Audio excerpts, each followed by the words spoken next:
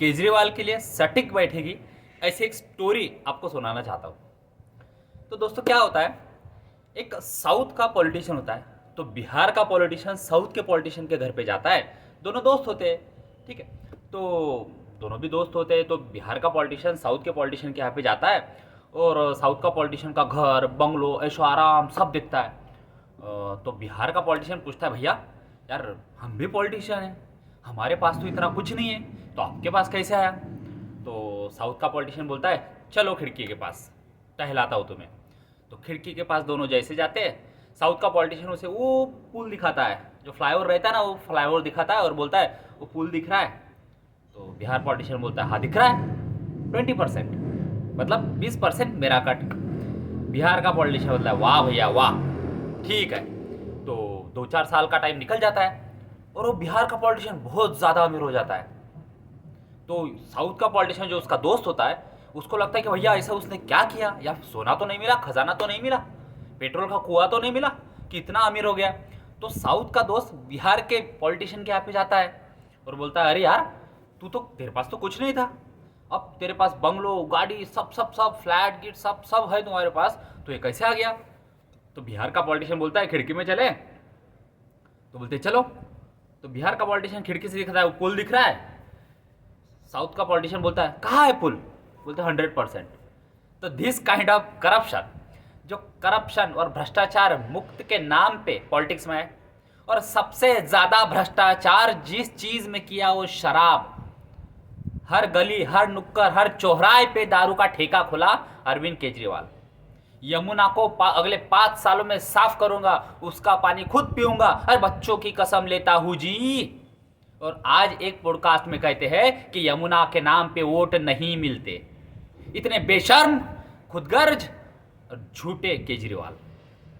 मैं सिक्योरिटी नहीं लूंगा, आज सिक्योरिटी की लाइन लगा दी। मैं फ्लैट से ज्यादा बड़ा घर नहीं लूंगा, आज शीश महल बना दिया।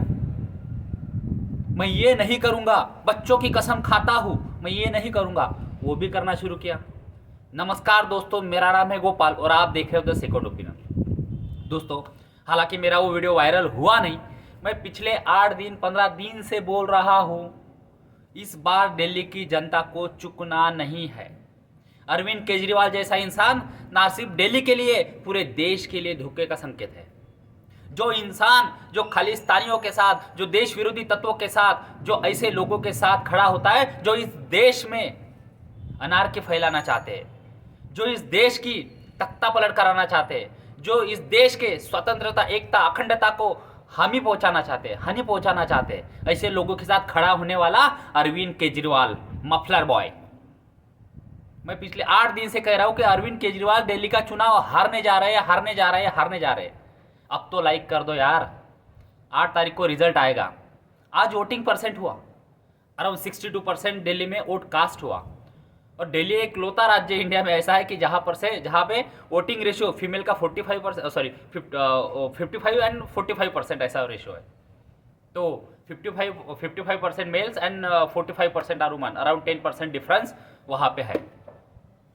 तो दोस्तों अरविंद केजरीवाल के प्रमुख और मुख्य वोटर्स कौन थे?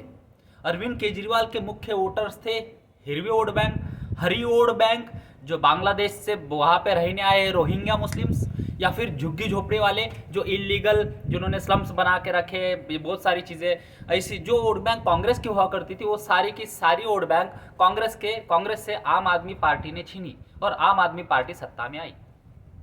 2019, 2014-15, 2019-20 में लोगों ने अरविंद केजरीवाल पे ट्रस्ट दिखाया कि कुछ भी हो यार, ये आदमी अपने जैसा है, मिडिल क्लास के बारे में सोचता है, गरीबों के बारे में सोचता है, भ्रष्टाचार के खिलाफ आंदोलन करके लोगों के बीच में आया है। लेकिन इन 10 सालों में शराब के जुर्म में अरविंद केजरीवाल जेल में रहे। अब सोचो दोस्तों, जो क्रांति की बातें करके आया वो शराब के लिए जेल में सड़ रहा था, अंदर गया था।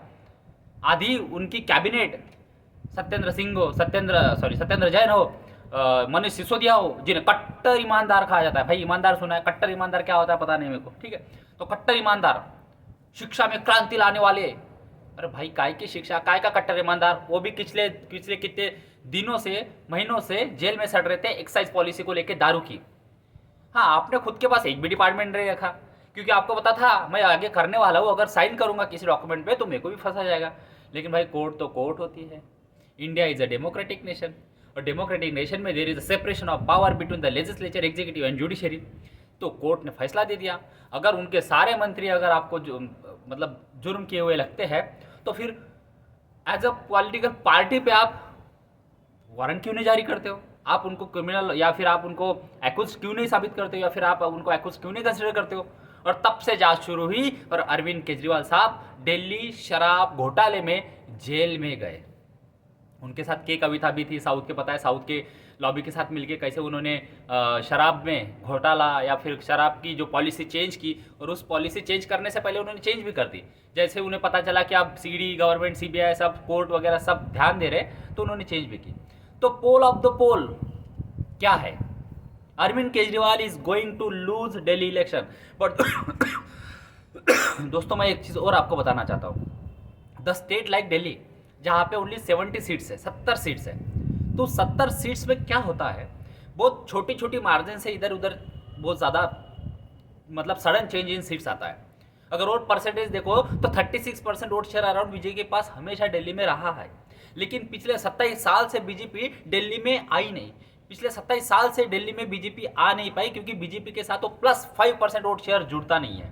और जब तक कोई थर्ड प्लेयर नहीं था, लाइक कांग्रेस के साथ मुस्लिम्स तो थी, बहुत बड़ी मात्रा में उनके पारंपरिक वोटर्स जो समझे जाते हैं, SC ST वो भी थे, झुग्गी झोपड़ी वाले भी थे, अन्य भी थे, अन्य हिंदू की अलग अलग जातियां भी थी। लेकिन जैसे ही आम आदमी पार्टी सत्ता में आई, आम आदमी पार्टी ने कांग्रेस का पूरा वोट बैंक अपने कब्जे में कर लिया और सरकार बनाई।